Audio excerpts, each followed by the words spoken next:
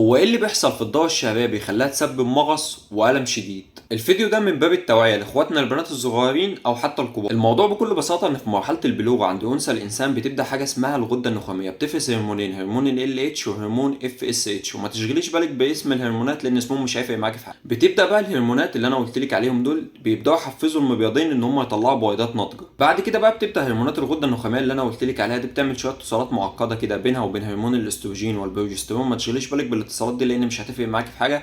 فبتبدأ تبعت رسائل لغشاء الرحم انه لازم يزداد في الحجم ويبطل نفسه بشعيرات دموية عشان يستعد لحدوث حمل، عشان يشيل الجنين وكده. طبعا ده كله في حالة ان البويضة اتخصبت بالحيوانات المنوية بتاعة الذكر، يعني حصل زواج بمعنى صح. طب البنات اللي هم لسه دوبك في مرحلة البلوغ او ما اتجوزوش، او حتى لو في جواز، ما هو اكيد مش هيحصل حمل كل شهر.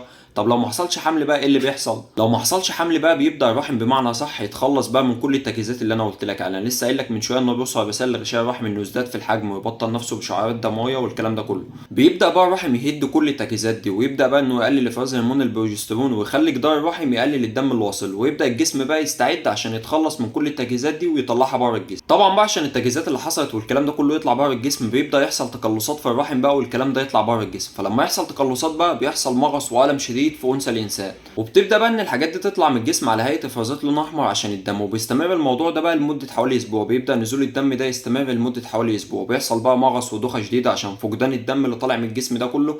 وبيفضل بقى الموضوع ده مستمر مع انثى الانسان من مرحله البلوغ لحد ما توصل سن 40 سنه او توصل للمينوبوز اللي هو بالعربي يعني سن انقطاع الطمس. بعد كده بقى ما بيكونش في ضرر بعد كده. اتمنى ان انا اكون وضحت لكم الدنيا. انا حاولت والله بقدر الامكان ان انا ابسط لكم الدنيا، والفيديو ده خد مني مجهود كبير والله. فاتمنى يعني يوصل لكل الناس باذن الله والناس كلها تستفاد.